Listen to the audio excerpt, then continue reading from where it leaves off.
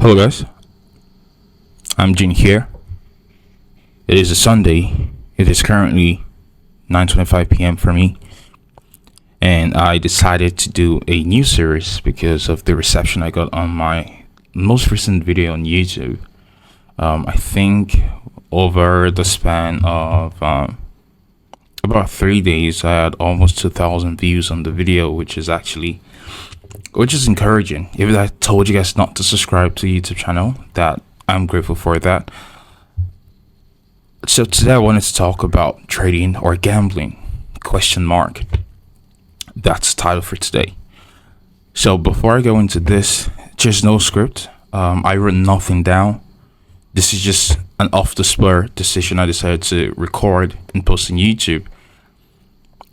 So I simply am just going to speak or state what's going through my mind in terms of trading. It's more like a long form tweet because I tweet things like this on Twitter, or I tweet related things like this on Twitter. But with this platform, I can just speak long form, and I can use this to get you guys in sync for the week or for the trade day.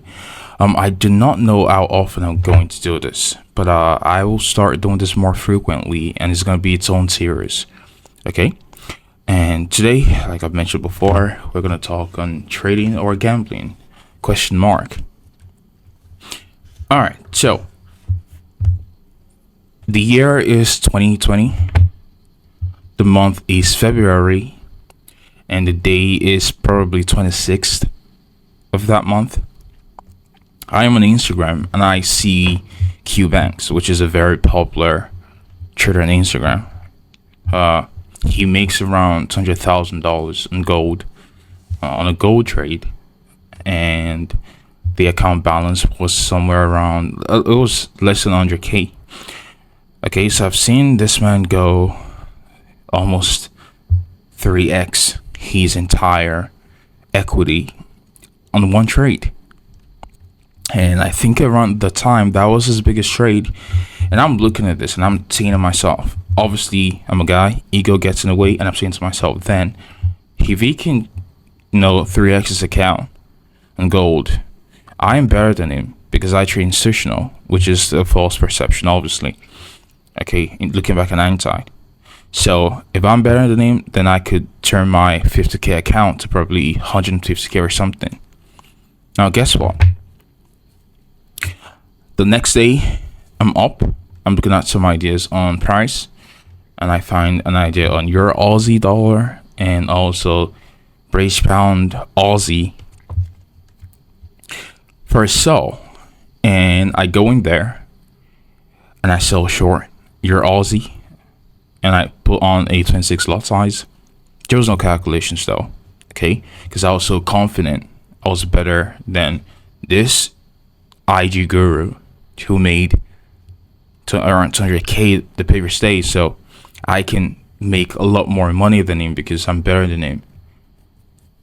And I sell short Euro Aussie 26 lots, actually 26.1 lots, and then I sell short Euro Aussie again 26.1 lots.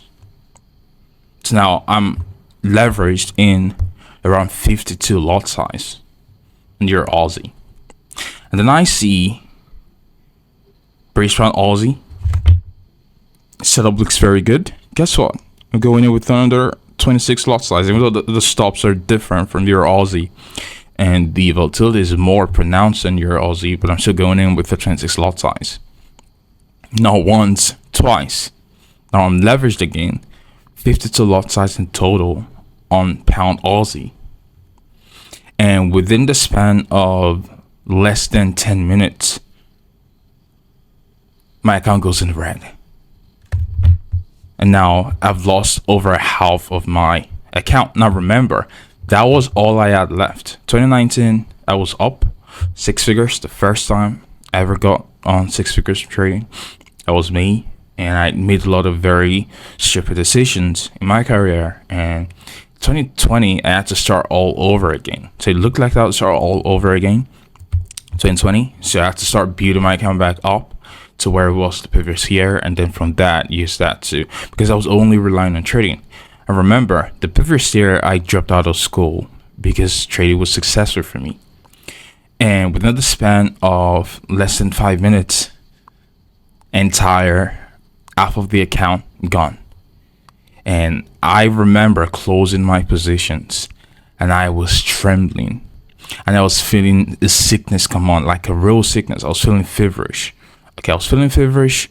My throat was extremely dry. Okay, I don't know if you call that a panic attack, but I don't see that as something significant enough to call that a panic attack. But I felt something similar to that then. And it was so bad. After I closed my positions, I would consider ending myself because I was at one of the lowest points in my life. Not the lowest point in my life, but then, back then, I was at one of the lowest points in my life because, you know,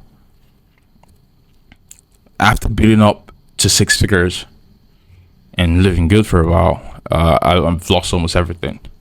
And now my account is less than 25K from over 53K in terms of what was left.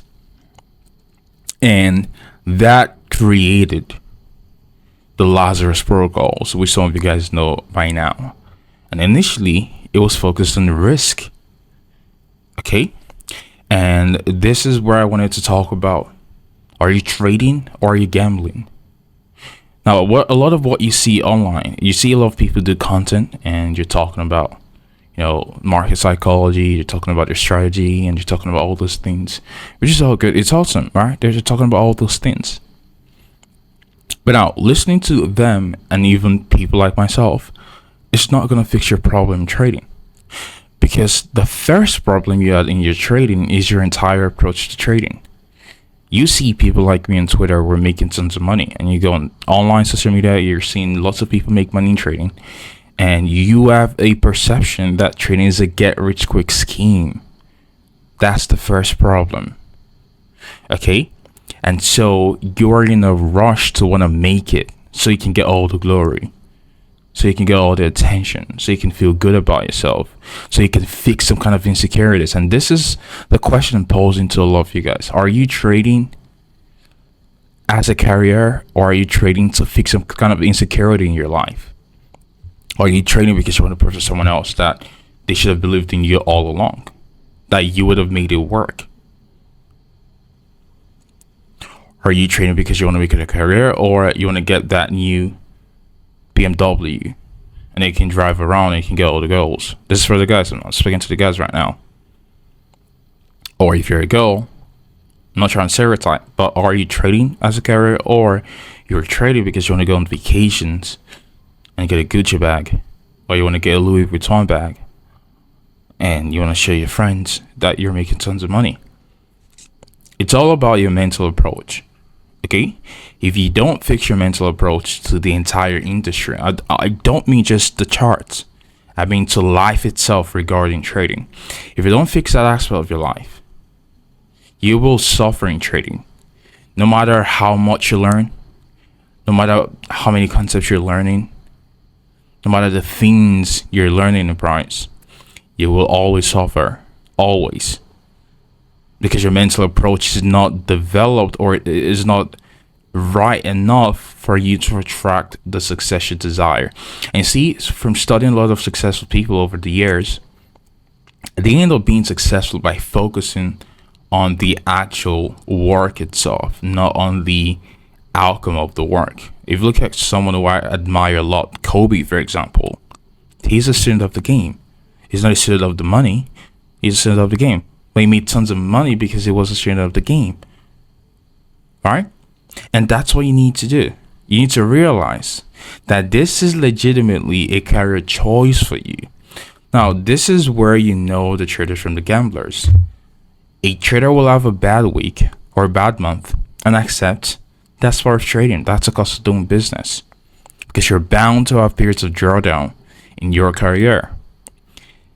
A gambler thinks having a bad month means you suck as a trader, or having a bad week means you suck as a trader. So they up onto the next IG guru who claims he has a 100% win rate. And they're like me, wanting to make the quick, fast bucks. And guess what? These type of people never last. I've had students since 2019. I've had lots of students since 2019. I've watched the students come and go. I've watched them rise and fall. I've seen their progress, and I've seen them at your lowest. And a lot of them who never made it long term in this business, they never had the perception or the perspective that this is a career path for them. They were always looking at this as an avenue for quick money. I was a part of IML before I became an educator and then left.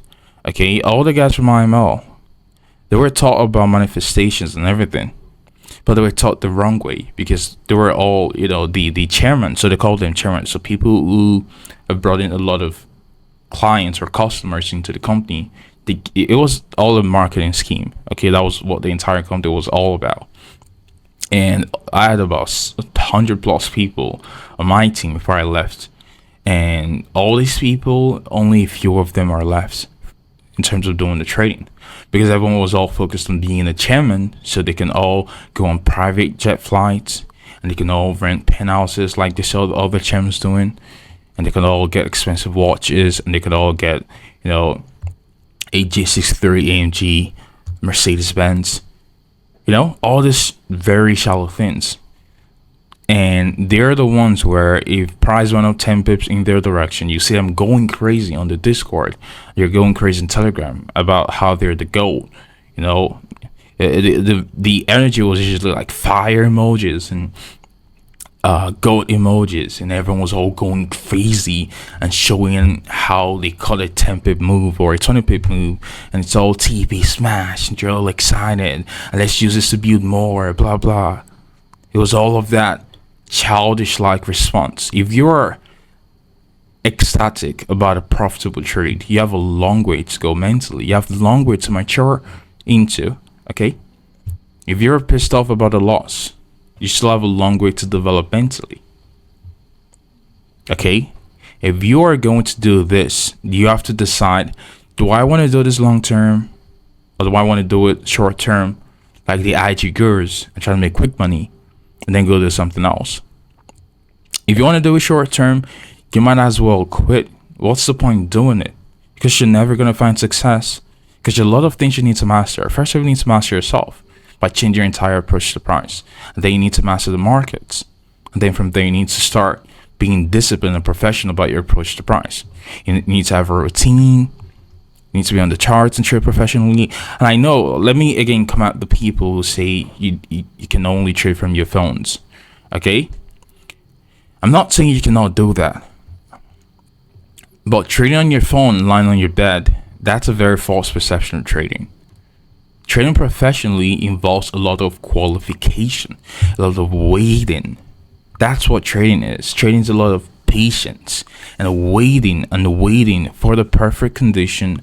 Just no perfect condition, but for a higher probability condition to then attack price.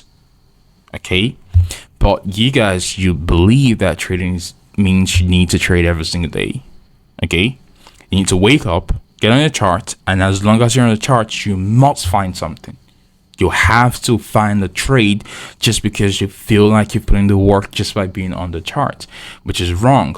Now let's address this. First off, let's make a call out to all of you guys listening right now. If you're doing the short term, ask yourself, why are you trading? Genuinely, do you know what you're trading? Why are you trading? Do you want to make a better life for your family? Okay, are you sure that's really why you're trading? Or because you want to get cars so you can get the girls, or you want to try to show off to everyone how you made it work? Why are you trading? And that will determine if you're doing this for long-term purposes or you're doing this for short-term quick cash. If you're doing the short-term quick cash, I'll advise you stop listening to me right now. This is not for you. I'm not speaking to you.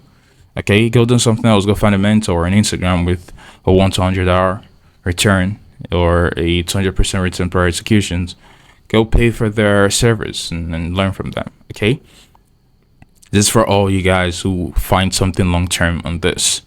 There is a potential. Okay, I personally believe I would get to over $10 million worth in income from this, and I will use that to launch my own construction company. That's always been the plan, and that's why I'm going back to school to learn architecture and use that as a tool. So when I'm in my 30s, Okay, I want to own buildings, and trading is one of the means to get me there. It's a longer term goal. Okay, so trading is a career for me. I'm gonna do trading for the rest of my life. I've made tons of money in trading. If you calculate what I've made in trading over the last couple of years, you're well over seven figures in the industry. And I treat my trading as a business. It is a business for me. And that's what you need to start trading like for yourself. If you treated trading like a business, you would not trade the way you're trading right now. You would not be blowing accounts the way you're blowing accounts right now. Okay? You would not be getting pissed off about a losing week like you are right now. And this is what I said in the last video. I said, for me, a losing week is a 2% drawdown. For you, a losing week is almost oftentimes a blown account. Why? You don't know anything about risk management because no one talks about that. No one teaches you how to lose. And that's one of the most important skills that you can have as a trader. The number one skill set you need to have to find longevity in the business is knowing how to lose gracefully. If you know how to lose gracefully, meaning when you have bad weeks, it's very minimal. You will make so much money, hands over fist in this business. That's something I came to realize last year. Okay, first 7 months of the year, I think I had about only eight losing trades for the first 7 months of the year. Then towards the last 3 months of the year, I think I almost matched that. I had about 6 losing trades or 7 losing trades between September going into November. Okay, yet the amount of money I made in returns between September going to November was almost 3 times the amount of money I made in the first 7 months of 2022. That tells you, okay, the win rate just don't mean anything. Losses don't mean shit. Because if losses meant something, then I should not be making over 3 times the amount of money I made in the span of 3 months than I made in the span of 7 months. Okay, so you can take losses but still make tons of money.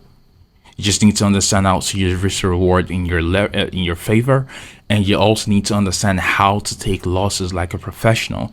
Now let's talk about how to take losses like a professional. I talked about, this is something I taught my students last year. I taught partial losses, okay, which I'm going to bring back into price action. But price action currently is not just favorable for me to trade the way I was trading last year, and I've had to adapt this year, which is what I've been teaching students lately. But a lot of people are very impatient about this, and they want winning streaks every single time. When's the winning streak returning back? You get it when market conditions are very decent. Before you take an execution, it's not just enough to do an analysis. You cannot just go from analysis to execution straight away. That's a gambler's approach to price. You might think that's a professional's approach to price, but that starts the entire cycle of gambling. Okay? Trading is different from analysis. There are 2 different skill sets. Analysis depends on your proficiency in determining where the next during liquidity is, because where the next during liquidity is defines the market direction. Trading defines the probability of that during liquidity happening. It defines the probability of your analysis. Now the analyst defines where during liquidity is. The trader defines if the risk is low and the probabilities are high for an execution. So there is a vetting process between analysis and execution, but a lot of you guys don't have that vetting process. What's the vetting process? What does it look like? Number 1, define a high risk market condition. Meaning, if you've done your work as an analyst, go through a checklist, and the checklist has to make sure that before you proceed to take a trade, you are trading the highest probability. Okay? That means, for example, just off the top of my head, what mine looks like, for example, don't trade the majors. if dollars are coupled against the interest rates, that already is low probability, which is so throughout the entire month of March, which I still traded, not hitting my rule, and I deviated from, okay, being open, I deviated from that a couple of times during the month of March, and we paid dearly with a loss. Don't trade dollar if it's stuck between premium versus discount, meaning if it's stuck at equilibrium, then most likely it's going to consolidate for a little while before expansion. If you look at what dollar did last week, it was stuck at equilibrium and there was no movement, no direction. Although I think we're going to see some volatility this week, but you can see what I'm saying. Now, the analyst does not understand this. The analyst goes, checks his model, and says, okay, during long session, my daily bias is bearish. During liquidity is sell liquidity. Okay, on the daily, so that means my short-term analysis means I'm bearish in short-term analysis. So I need to go into long session, look for a trade. You identify a trade during long session, which was an optimal trade entry short because your daily bias is bearish. You've identified lower liquidity run on London session, and then you sell short because again, that's what your model said. And then you take a loss. Why did you take a loss? Well, maybe if you had vetted the entire process and realized that we were stuck at the equilibrium of range, so the probabilities are reduced, and dollar was trading against that of the interest rates, maybe you could have avoided that trade. Because even though the trade looked very good, the probabilities in that trade were low because the risk was high. You see? And this is what the funds have done expertly than yourself. The fund level guys, their profitability is way lower than yourself, than what you're doing. Average profitability for fund level traders is usually around 20 to 30% win rates. Okay, so go and look at the document. Their returns, not returns, but their win rate usually is 20 to 30%. If you're 50% as a hedge fund, you are literally a god amongst all the entire funds. You are a god. Okay, I think the highest performing in the last 10 years was like 42%, and that was from a fund in Asia, not even North America. Okay, so a lot of you guys, you're better than analysts than them. You perform better than them. But your entire approach sucks. And what's the entire approach sucks? Your entire approach when it comes to money management. That's where a lot of you guys suck. You're a good analyst, but you're very bad money managers. You see? And this is what you need to fix. You cannot be a professional if you cannot manage money proficiently. Okay? Now, to be a very good money manager, there are two important skill sets you must learn. You must master the art of avoiding high risk market conditions. In the hedge fund space, we call this risk averse. You are averse to risk. During periods of higher risk, exposures is minimized, risk is reduced greatly. That's number one. Number two, you need to learn how to select probabilities by understanding when probabilities are high, when probabilities are low. What does that mean?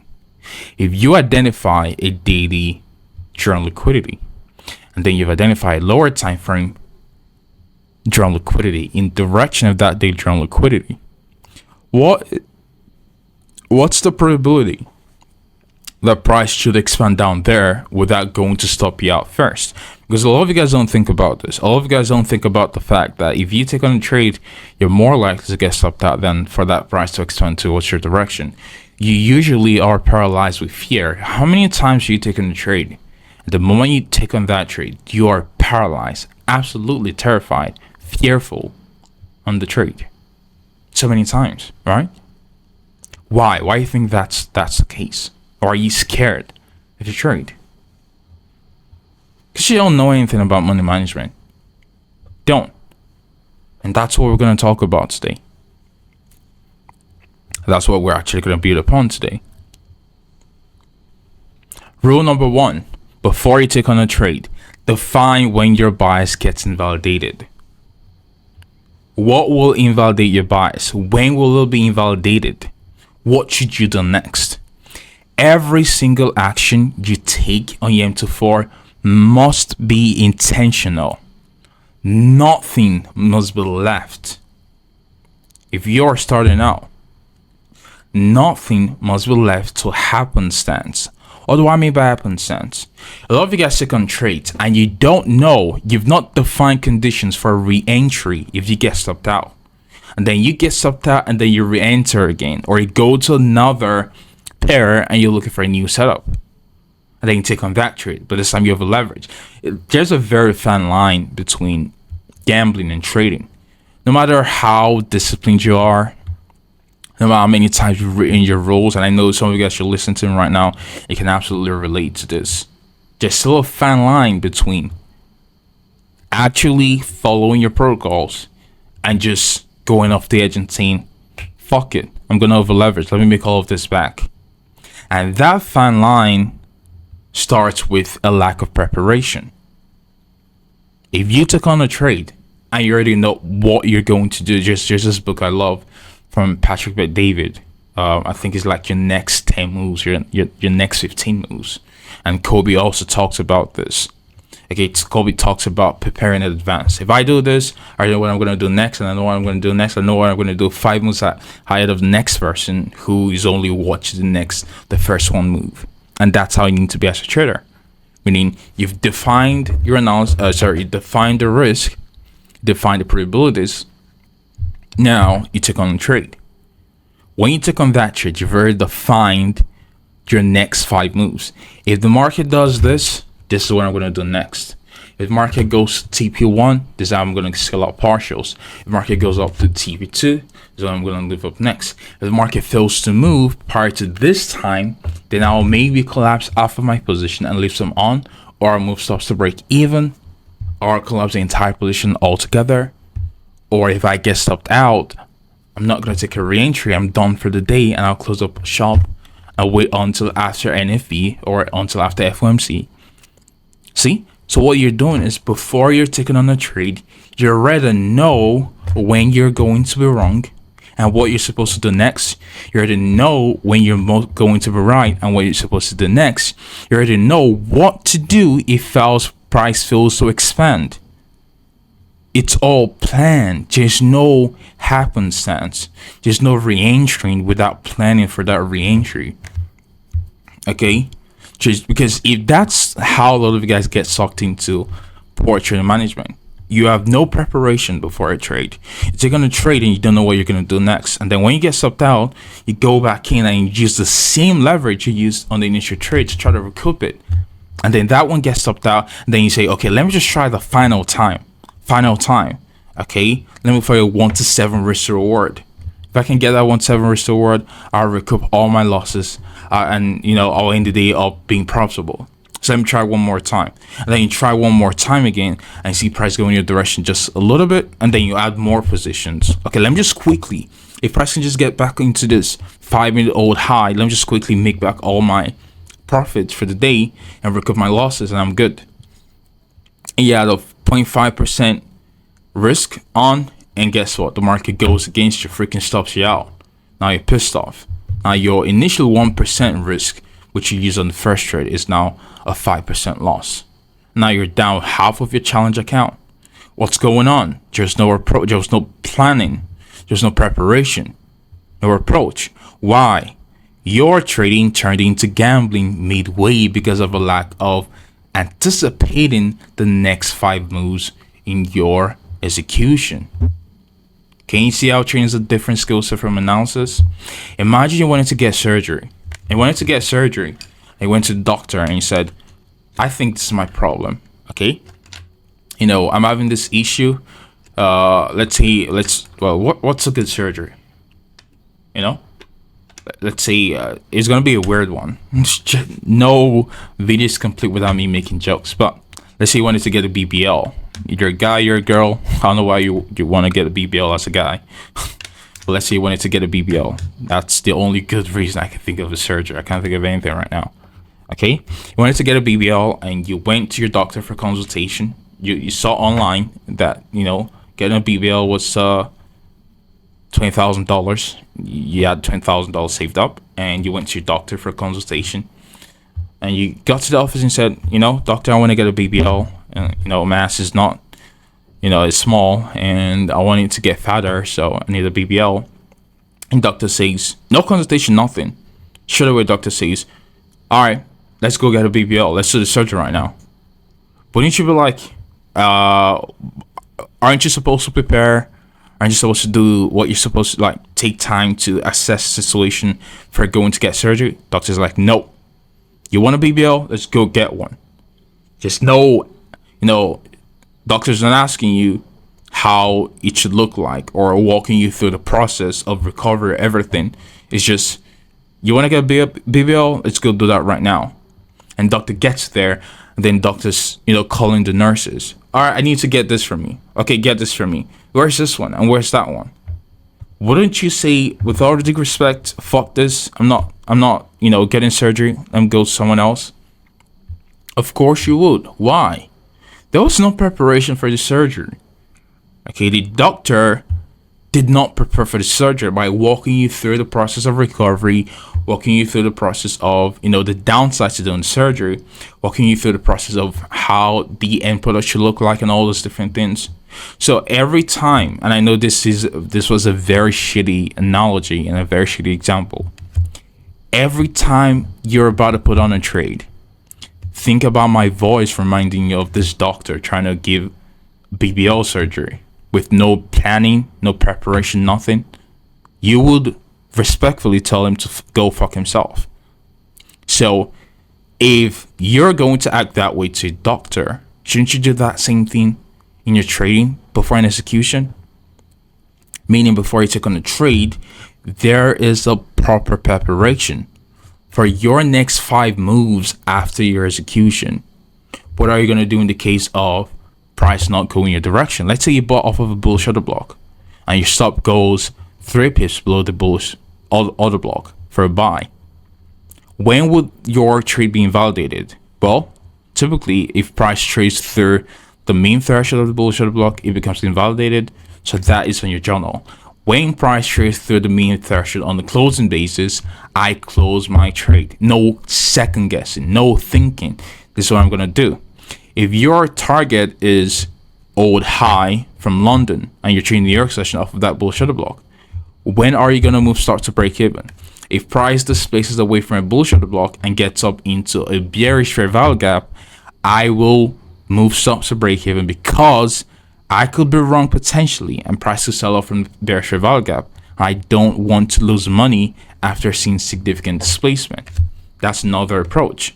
And then what am I going to do if price gets up into that old high from London? How many percent I'm going to take off there? If it's a 1 to 3, I want to take off 70% or 80%, because I'm not really confident that price could get up into TP2 that same day.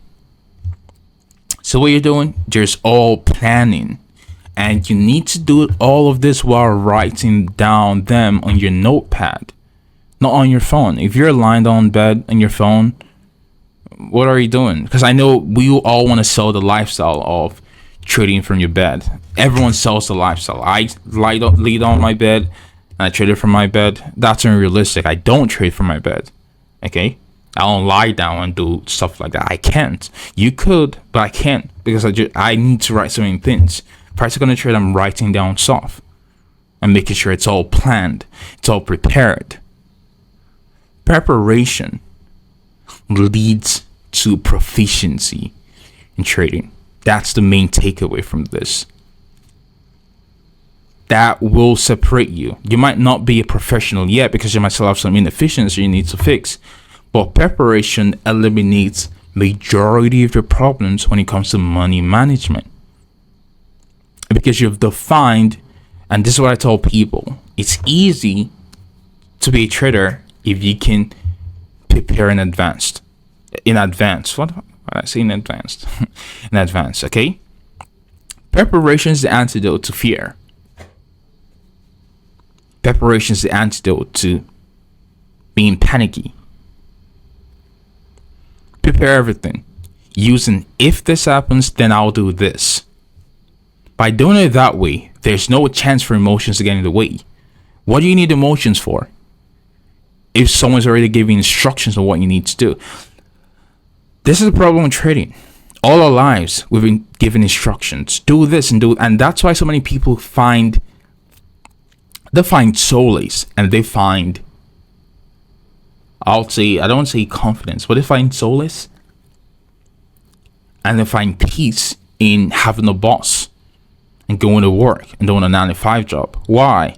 Because they don't have to think about the responsibilities. They don't have to define responsibilities for themselves. The boss already does that for them. That's why the boss gets paid more, because the boss has more responsibilities and the boss defines the responsibilities. Now, all our lives, from growing up, our parents told us, don't do this, this is bad. Don't do this, this is bad. To get into school, if you don't pass, then you're not going to get into the next class. Okay? And you need to do this to succeed. And then go into university or college or high school.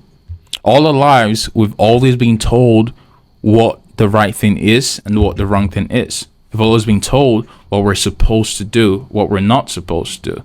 When it comes to trading, no one's telling us what we're supposed to do or what we're not supposed to do. Because we've not been wired that way to take full responsibilities for our life. And that's why I believe personally the world is so much fucked up right now. Despite the advance in technology and in standards of living, people are more entitled, and people don't, they lack responsibility, and that's why the world is the way it is right now. Okay? Because people cannot take responsibilities for themselves, and that's the same thing in trading.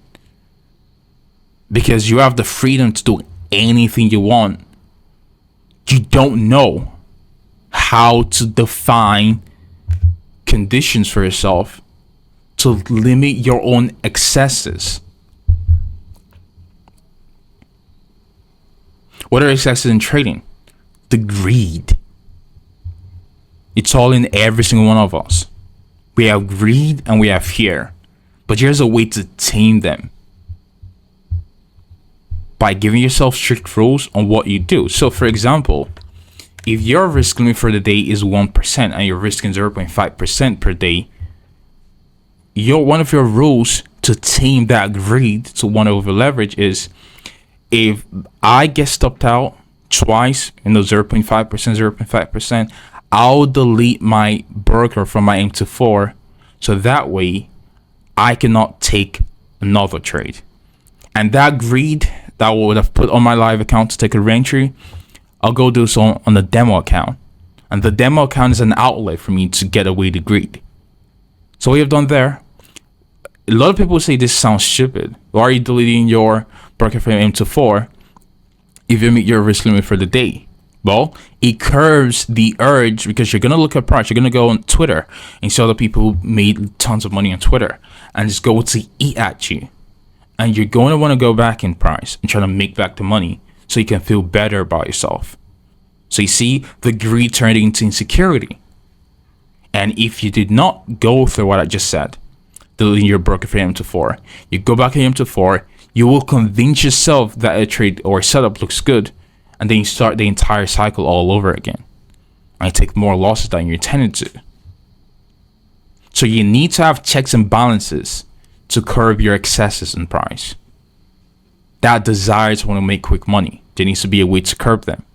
And that only comes about by preparation. Preparation in advance, okay?